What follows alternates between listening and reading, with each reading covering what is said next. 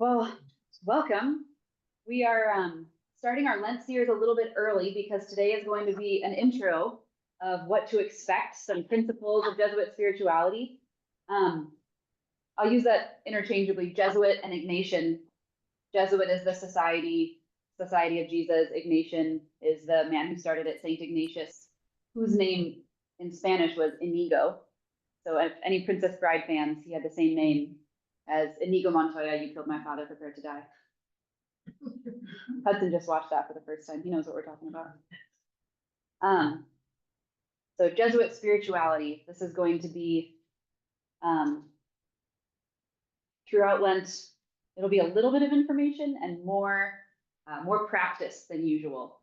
So we're gonna work up to doing silent centering prayer together.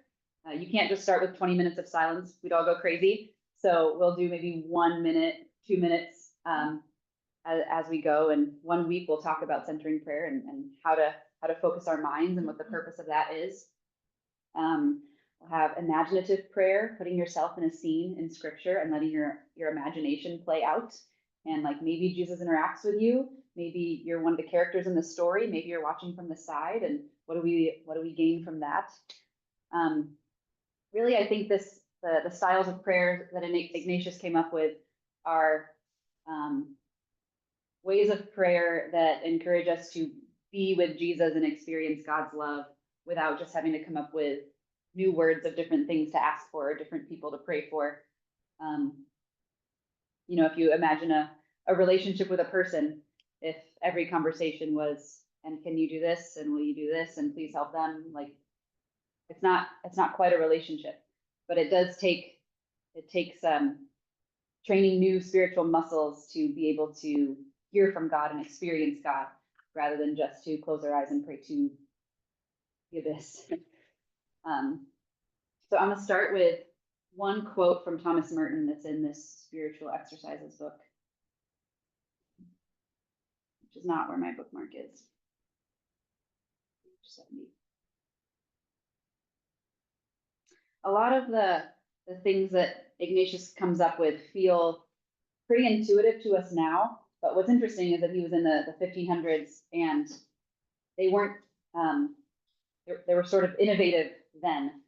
So this quote that Thomas Merton writes, thinking of Ignatius as one of those, cool music. Is that a harpsichord? Speaking of the 1500s. Yeah. Yeah. All right, this is Thomas Merton. And notice that sanctity that can be interchanged with holiness or godliness. It is true to say that for me, sanctity consists in being myself. And for you, sanctity consists in being yourself. And that, in the last analysis, your sanctity will never be mine, and mine will never be yours, except in the sharing of charity and grace. For me to be a saint means to be myself. Therefore, the problem of sanctity and salvation is, in fact, the problem of finding out who I am and discovering my true self.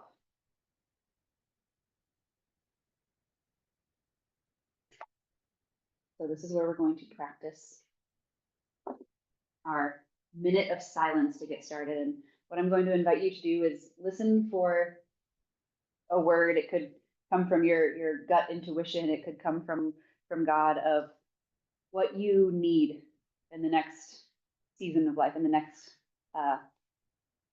our Lenten series.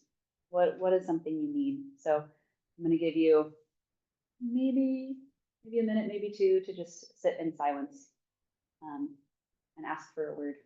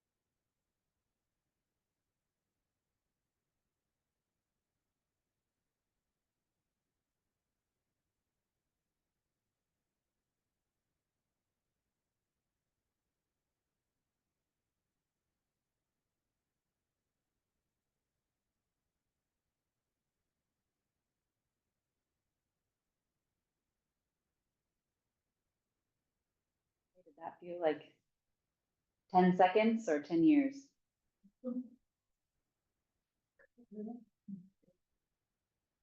Okay, okay. What's a word that came to your mind in that time? Courage. Courage. Support. Peace. Peacefulness. Mine was also peace. Calmness. Calm.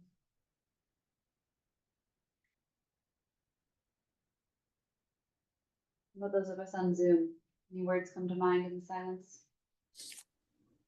Yeah, Jane. Acceptance. Acceptance.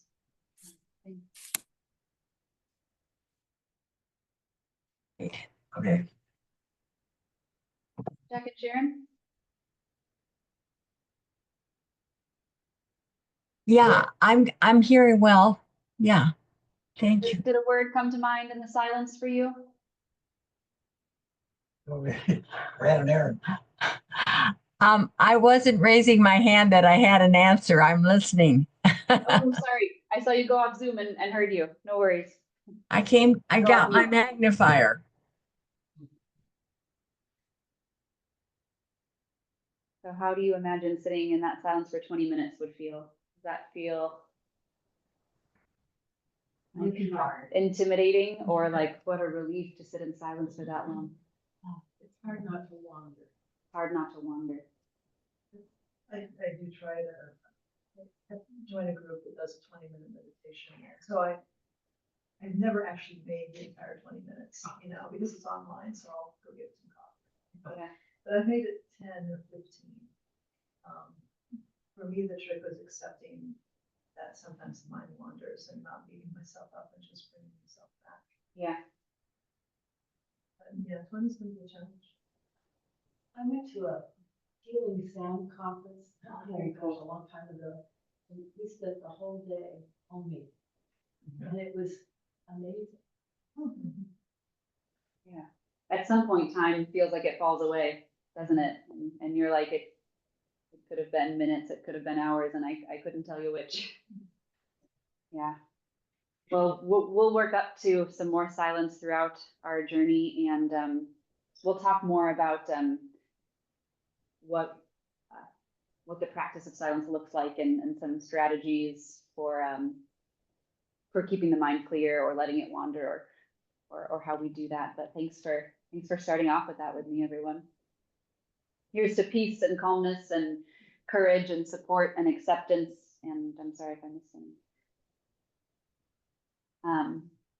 I'd like to do a brief intro on Ignatius's life. I think it's pretty interesting to hear where some of the principles that he uses to create his prayer system comes from. So I don't have his dates. I do on that PowerPoint, yes. If you're a date person, unlike me, he lived 1491 to 1556, which I hadn't realized that he lived during, bless you, the Reformation, but doing something totally different at the same time. So we can think of his life in terms of the knight, the pilgrim, the student, and the founder. So he began his life in Spain as a knight and a soldier. He was young and ambitious. He sought honor and romance in court. So he would read books about these great knights that were so brave, and this is what he thought life was going to be. I'm going to be full of courage and honor, and I'm going to win the heart of the finest lady in court. And he was such a brave soldier that soldiers from the opposite army in a battle after his legs were injured by a cannonball, the opposite team, I want to say, that's not what you call it, the opposite army, carried him back to his hometown so that he could get treatment and be healed. They were like, wow, this is quite the soldier. Let's take him back. So then he spent almost a year in bed while his legs were healing. What I found out, this was new to me, he was still so vain at that time that he saw that one of his legs had a bone protruding and one was longer than the other. And so in the 1500s, with no painkillers or anesthesia. He said, why don't you saw off that protruding bone and stretch my leg because I want to be able to wear those fancy tights in court. So he did. And while he was in bed, he wanted to read stories of knights and he wanted to daydream about what his glorious life was going to be. But the only books they could find him were A Life of Jesus and Lives of the Saints. And so he was reading those and he noticed his daydreams started to change from honor and glory and romance to I want to be like one of these great heroes of faith. And he noticed in himself that as he would daydream about things he used to care about, he would feel empty afterwards. They would feel unsatisfying. And as he dreamt of following God in some way, he would feel energy that would last. And so quite a lot of the things that we'll find in his style of prayer is paying attention to these interior movements, the attractions and reactions. Like we think a thought and then we notice what our gut feels about that thought and how does that, what does that tell us about ourselves? How does that inform where the inner voice of God is leading us? And so that was a new insight at the time to say that I don't have to deprive myself of everything that I care about or everything that I want in order to follow God, but my desires can say something about where God is leading me and who I am. So that's we read that Thomas Merton quote. I am paying attention to who I am, and that is part of the way God is calling me. Because at this time, the life of a religious person was very one size fits all. You go into a monastery, you do acts of penance. So this leads us to the next season of his life, the pilgrim.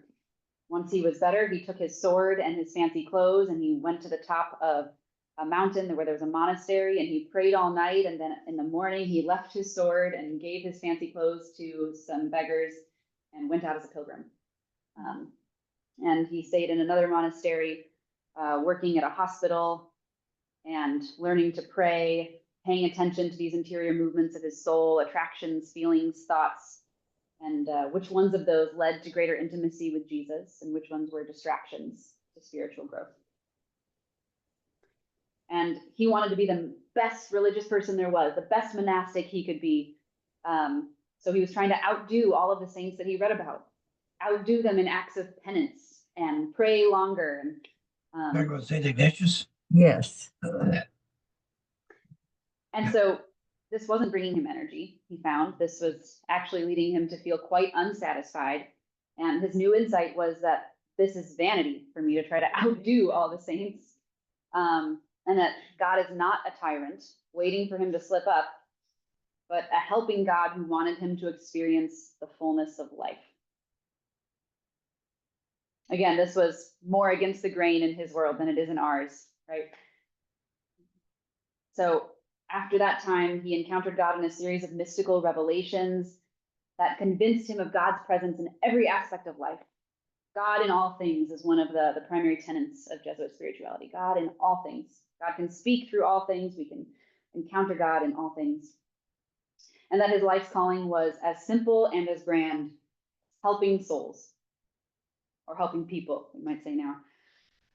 But because this was such a broad calling, this Jesuit identity has embedded in it a lot of flexibility. What does the world need? We're always moving and adjusting to what that's going to be. So he wanted to spend his life in Jerusalem then, living where Jesus lived, walking where Jesus walked. But because there were conflicts there, he wasn't able to be there, and he decided that it would be good to go to school and study to become a priest and become more educated.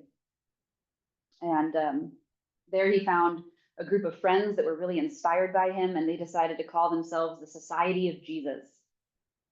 They were constantly preaching while they were learning and helping the poor, and they just decided that Jesus is their friend, and they want to be companions with Jesus. They want to walk along the way with Jesus, the way that he walked. And after this time, Ignatius went to Rome to found this new Jesuit order that was going to be a traveling order. They weren't going to be stationed in one spot, and they weren't going to be cloistered. They were going to be contemplatives in action, which I think is a wonderful phrase that we'll talk about a little bit more later. So now the Society of Jesus, or Jesuits, are all over the world. There's almost 200 universities today worldwide. They're engaged in evangelization and apostolic ministry in 112 countries. They work in education, research, cultural pursuits, and there's quite a lot of Jesuit retreat centers. They minister in hospitals. Some are priests in churches. There's a lot of sponsoring social and humanitarian work. And one thing that there's a lot of right now is promoting ecumenical dialogue, so interfaith dialogue. Just a quick, I know Jesuit Catholic, is this a Catholic? Yes, it is. organization? Yes, Okay. it is. Okay. But what I find really interesting is that the Jesuit order is very traditional and faithful to this, something that came up in the 1500s, but they always seem to be on the cutting edge of culture. Like they are engaged in modern work constantly, even as their faith is very traditional. And so I'm really fascinated in the way that tradition allows for that, with the flexibility and growth and constant listening and adjusting. And Is Pope Francis a Jesuit? I don't know. Does anyone know? Or Francis. If you cut it in, she's kind of. Oh yeah, then he would have picked Ignatius instead of Francis, right, for his name?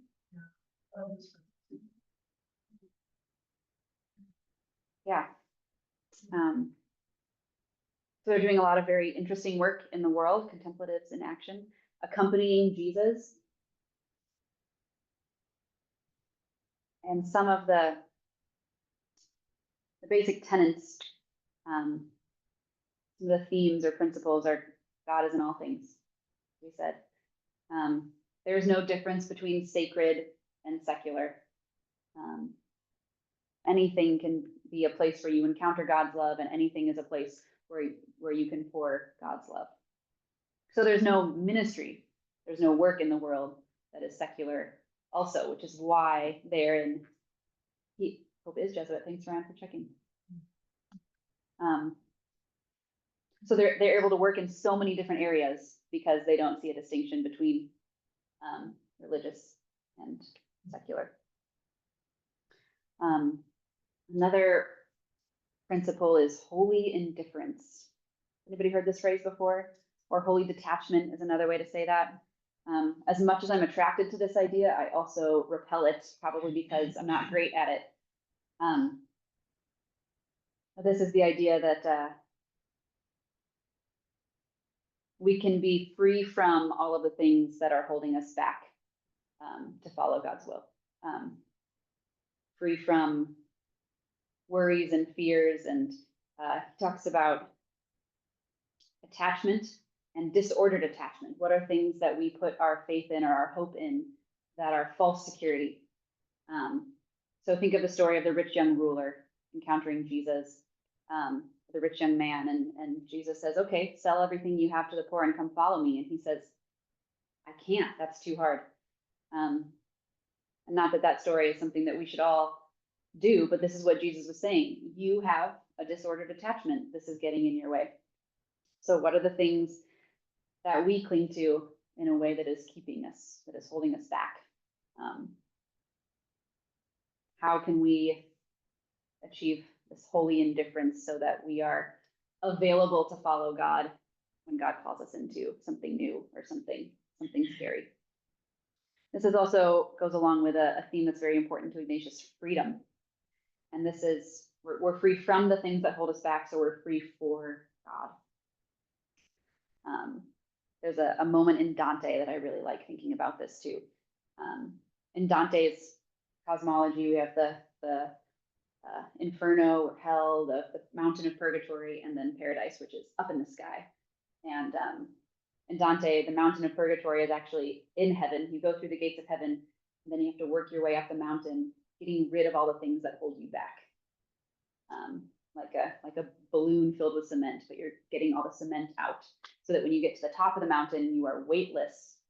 And when they say you get to be with God, all you desire is to be with God. And so in Dante, your soul just shoots upward and you don't even know how fast you're going. So in this, I love quoting this spot. Dante's guide tells him at this point, your will is upright, free, and whole. Whatever is your desire, it is your duty now to do. So desire and duty have become the same thing. They're no longer at odds with one another. Lord of yourself, I crown and miter you. Isn't that beautiful? So much better when it rhymes too. Whatever is your duty, whatever is your desire is your duty now to do. So I think of this freedom as training your soul to desire God, so that when that is all that we have, that is like perfect happiness. So we'll revisit these ideas of attachment and detachment throughout our series. And again, this is not indifference to pain or suffering in the world, because those are things that might stir in us in a way that God is calling us to address them, rather than like, I don't care about those things, but it's being free to follow those movements of our soul when they call us, rather than saying, I can't do anything about that right now.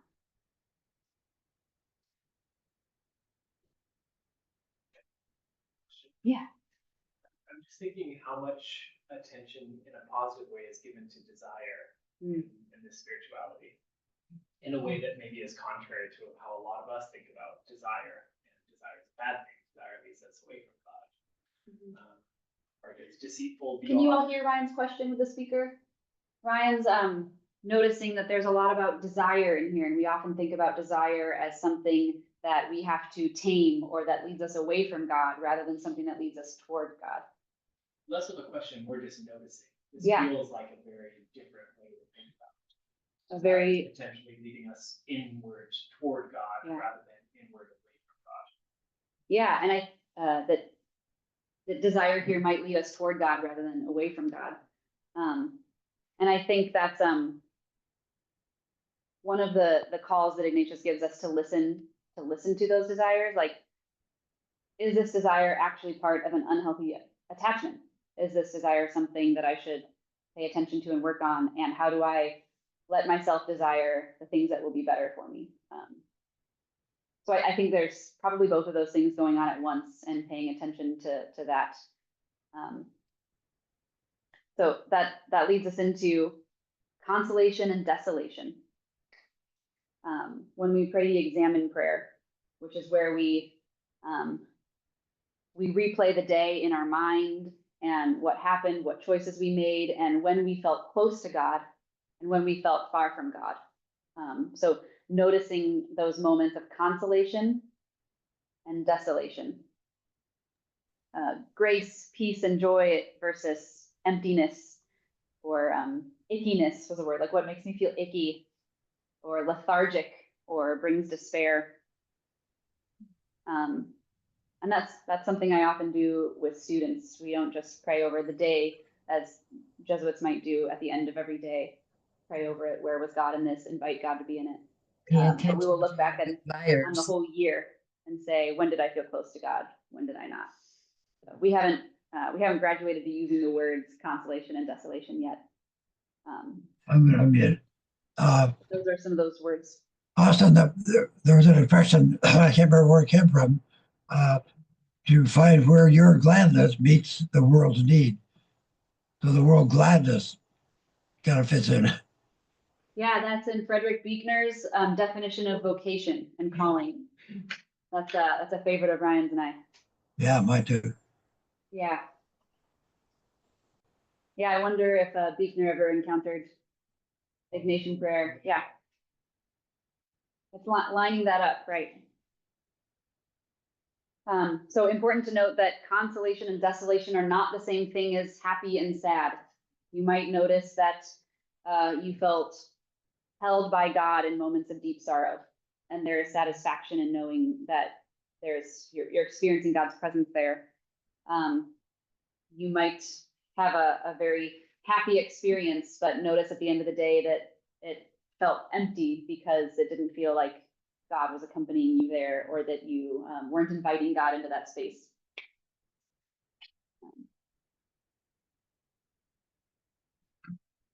Then finally, my favorite theme, contemplation in action.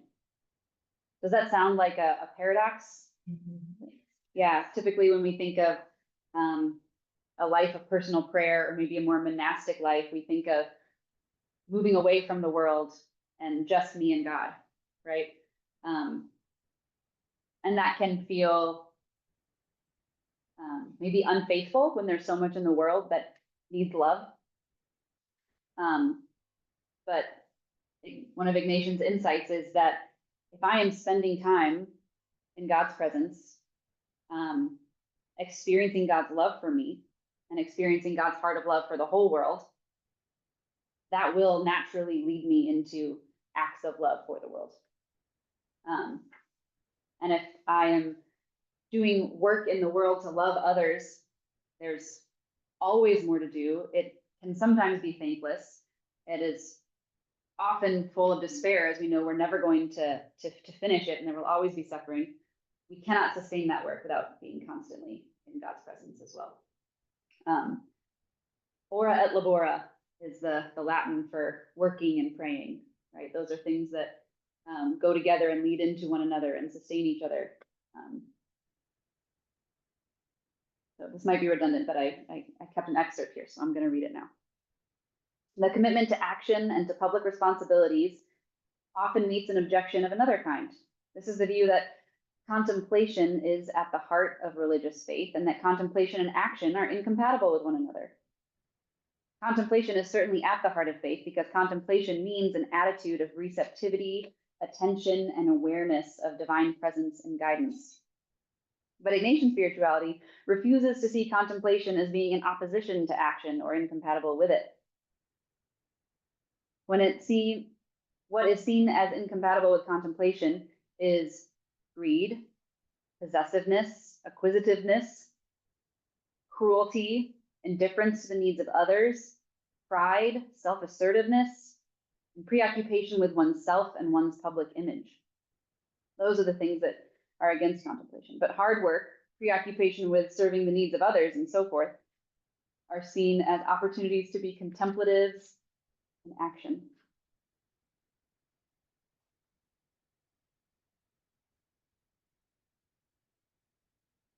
So how are we doing? We ran through themes: God in all things, consolation, desolation, holy indifference, contemplation and action. What's jumping out at you? What's relating? I think I'm struggling right now, just with, what all's going on. What can be done that would increase the very generic? Like what work to do? Where to start? Yeah. I mean, it's so overwhelming. I'm thinking of like specifically Ukraine. What do we do? I guess that's for the contemplation. Yeah. It's also researching and praying that also praying that those serendipitous things happen where you get the answer because you asked it. Jan was saying, I don't know where to start in the world. What do we do when there's so much to be done and we just feel overwhelmed? And she said, maybe prayer is a good place to start there, or research or other things. I think when I get overwhelmed and don't know what to do, especially when I have like 3 things to work on at once, that's really hard for me. I'm not great at prioritizing on my own. I have to talk things out with Ryan and say, here's all the things I have to do. And he's like, well, why don't you start here? I'm like, oh, of course, that seems so obvious. Thank you for helping me talk it out. I think prayer can be similar, but we're talking it out with God, who's, no offense, quite a lot wiser than I am.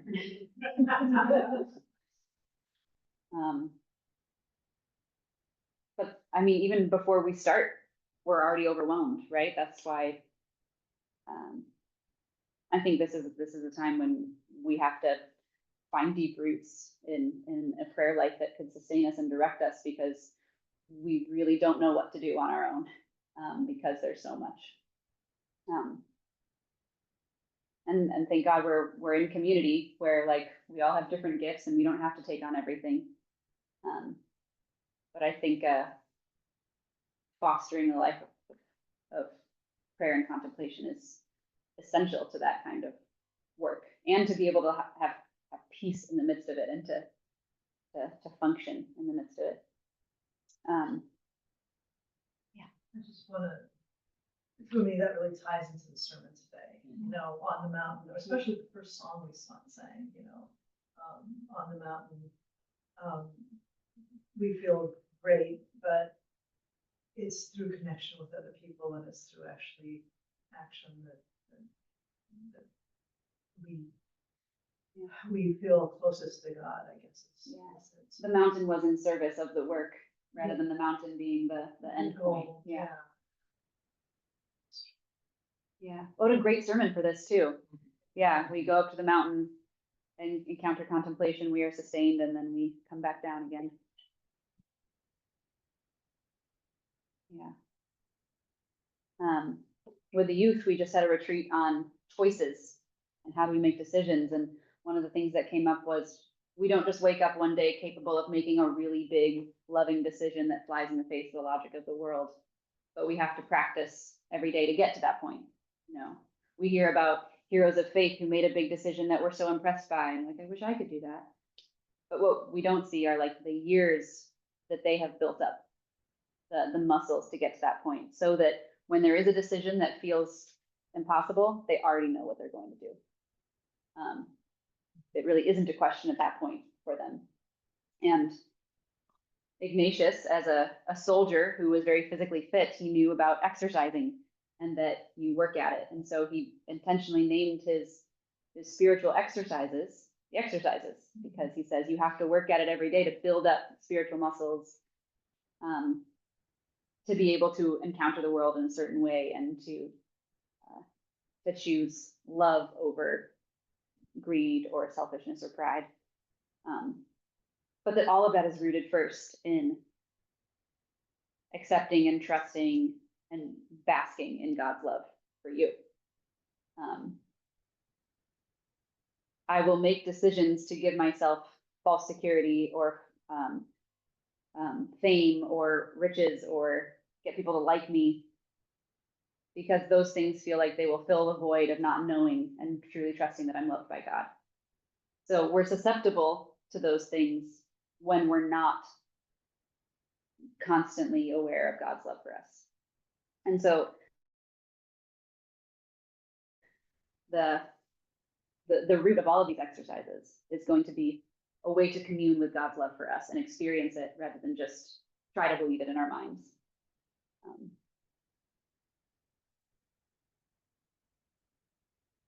Any other thoughts on our themes? Unholy indifference, I really like that one personally. Just seems like it's, there's a thing called drop the rock. You know, What? drop the rock, that we carry these huge boulders around with us, and there are things that are holding us back that we're not even aware of. And if we can just drop the rock, you know, we'll feel lighter and we're able to connect with people better because we're out of our own heads. So I really like that whole idea of holy indifference. I relate holy indifference to, in modern psychological terms, to non-reactivity as well. I don't think they're the same thing, but I think they are in line with each other. It's like letting an acceptance, letting things happen around you, and just, okay, I can't control that, but I can talk to God about it later and choose how I react.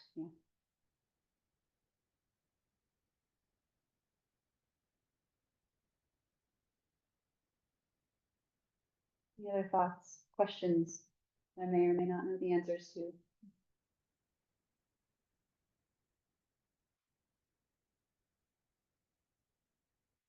How old was Brent? Francis and Francis there. Hi, Francis.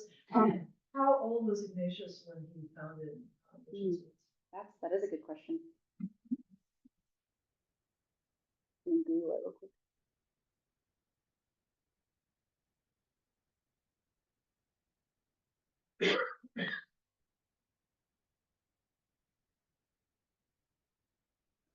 Right, he lived to be 66. That's what I think. It's 38.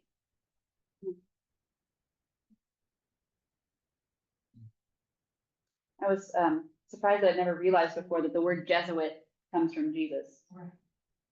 That's how you said that. Yeah.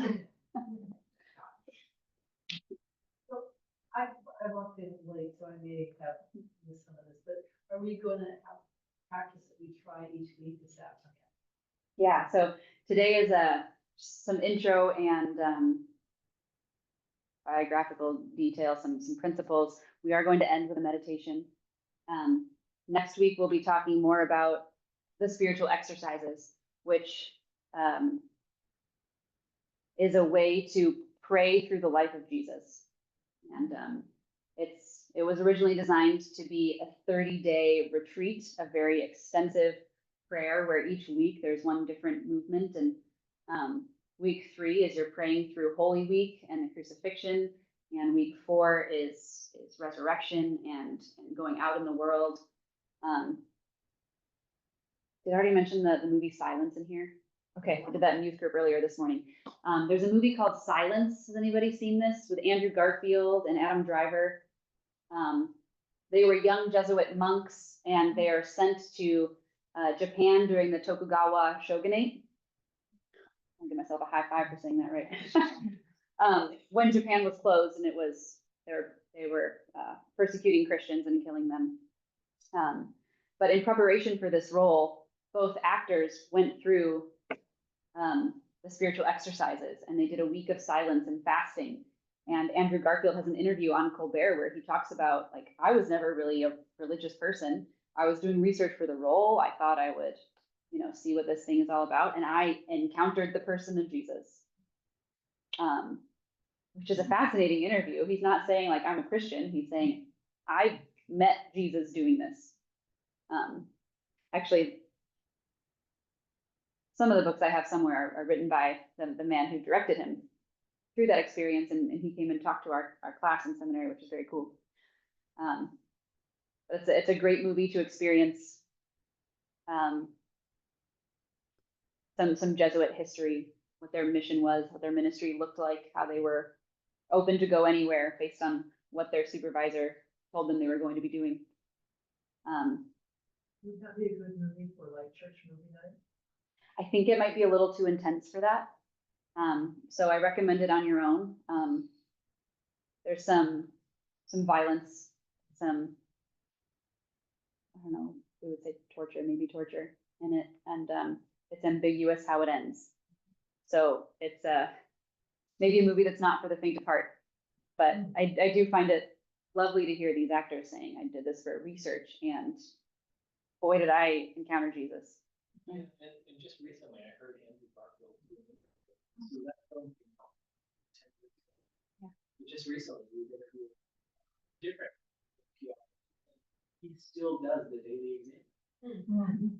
10 years later, that's still a practice. Brian's saying he saw a new interview with Andrew Garfield recently where he was talking about how he still does a daily exam in prayer based on preparing for the role for that movie for Silence. That's lovely. Yeah. When he also mentioned in this interview that method acting was created by someone who studied Jesuit spirituality, where you put yourself in the scene and try to imagine the emotions that you're feeling when you're praying through a scripture with Jesus, and then method acting comes out of that, which is that was cool. So he said, I felt right at home because I do method acting, and now I'm doing this as prayer. Yeah, so next week we'll talk about the different weeks and movements of the spiritual exercises. We'll do some more of that meditation and talk about imaginative prayer and some more of the ins and outs of that. We'll talk about the examine, which is the check-in on consolation, desolation, which is really helpful for me if I feel like I embarrass myself doing something putting my foot in my mouth, as I often do, and I just want to like go home and watch a show and forget about it. The exam is like, actually, maybe take that memory out, think about it, and realize that you're fine. Which, so it doesn't compound and then just feel stuck. So I find the examen really helpful as a just baseline anxious person. We talked about contemplation and silence that we'll do a little bit later. I'm not sure how many weeks we have. We may do some Lectio Divina. I think that might be something we're more familiar with. But in the name of contemplatives in action, we're going to intersperse this series with 2 classes on the Barmen Declaration and Christian nationalism. And then, you know, maybe we'll find a way to do a contemplation on that and try to experiment with what it means to be contemplative in action. So with the rest of our time today, I'd like to do one of the introductory meditations in here. And most of the prayers that Ignatius has us do in the exercises are straight from scripture. Very few of them are ones that he has written, but I do like one that he's written as an introduction. Austin, how long will this take? Because I have to leave early. Okay. To lunch at the gardens. Maybe I'll skip out now. Yeah, it'll be 5 or 6 minutes, but you won't bother anyone if you leave in the middle of it. But Really? Yeah. Yeah. Thank you, I'll try it. Thank you.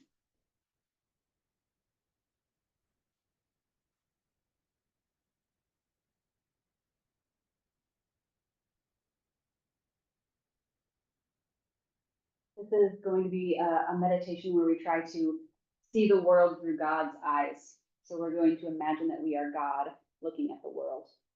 So I'll invite you to close your eyes.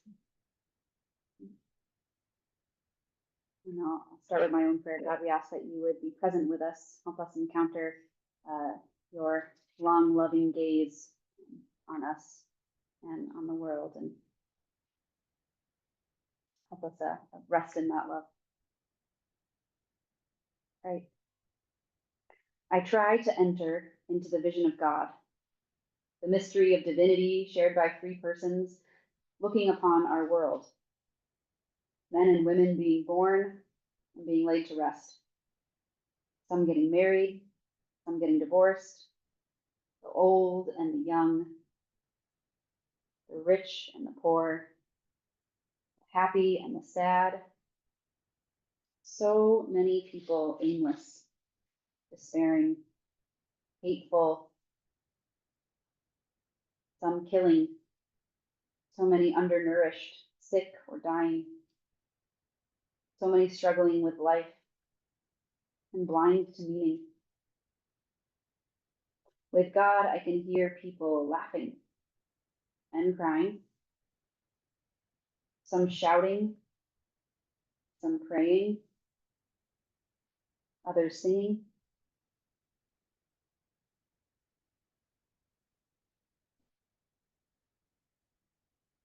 As I look on the world, I feel with God a leap of joy.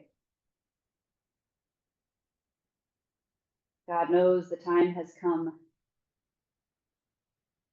when the mystery of salvation, hidden from the beginning of the world, will shine into human darkness and confusion. It is as if I can hear God saying, "Let us work the redemption of the whole human race. Let us respond to the groaning of all creation."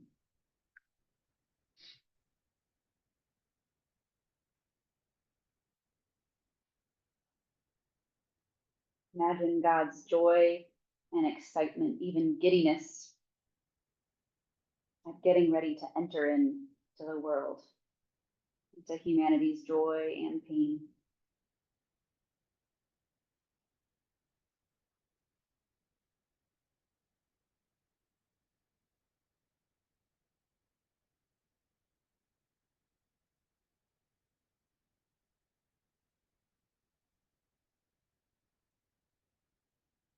Now imagine God's view is zooming in, and all of a sudden, God's love and joy is looking directly at you and your life.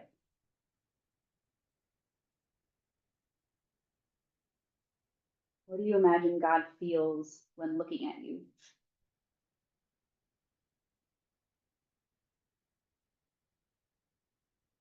What fills God with joy and love?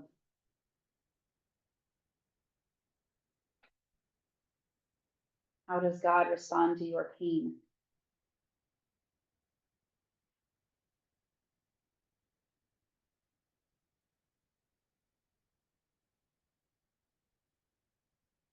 Imagine God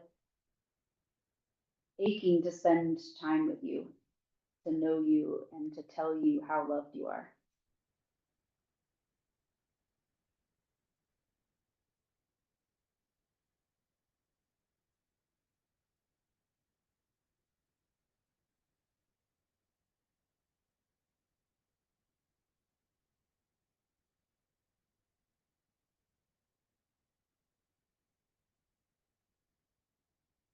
Now imagine you are back in your own self. You are receiving God's love. You are experiencing the way that God looks at you and delights in you.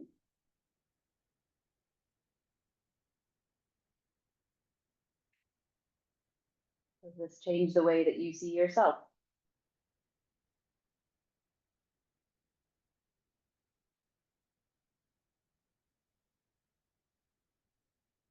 Does knowing this is how God feels about the entire world change the way you see the world?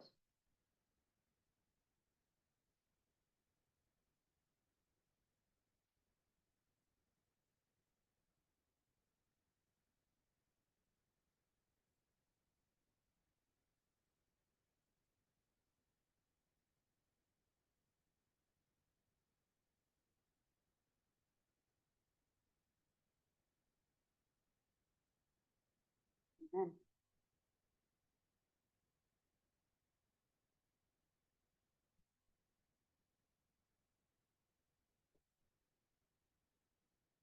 First meditation, how are we doing? Got a thumbs up from Hudson's. Take it.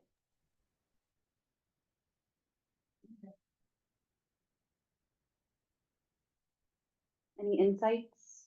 Anything arise in your mind? I think it's heart music.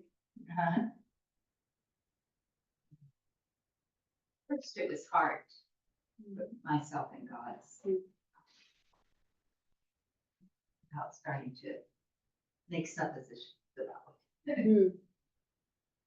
Yeah, Chris said at first it was hard to put herself in God's position, seeing with God's eyes. Yeah, it takes practice. It takes muscles, like you were saying earlier. Muscles. Was that God is crying as he's looking at the world today, God is and yet crying. your words that there was joy. So I thought, Yeah, it's hard to perceive how God is capable of both of those things at the same time. Deep joy over us and deep sorrow and weeping. Yeah.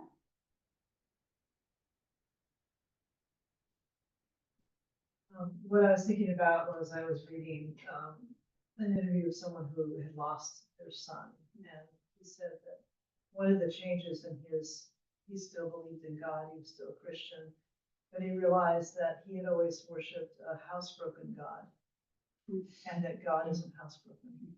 And I was thinking about that as we were trying to put ourselves, that God isn't housebroken. You just don't know. It takes me to Narnia. He's not a tame lion. Yeah. God is not housebroken and don't always understand. And then we get to decide if we are confused and frustrated and things aren't better yet. Are we going to turn away from God in that frustration, or are we going to turn toward God in that frustration? And sometimes we hit a point where I'm so angry and frustrated, I can't stay away from God in this, because even though that's the one I'm angry at, That's the one I need right now. And that's a difficult space to be in prayer.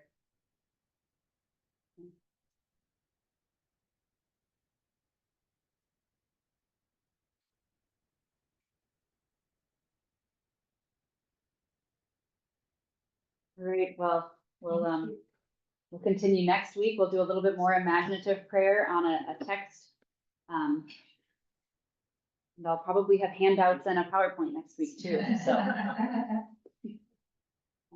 Thanks everyone for joining. And thanks for being on this journey with me, because really selfishly, this is what I need to be doing right now. So I think it'll be good to do together. Perfect.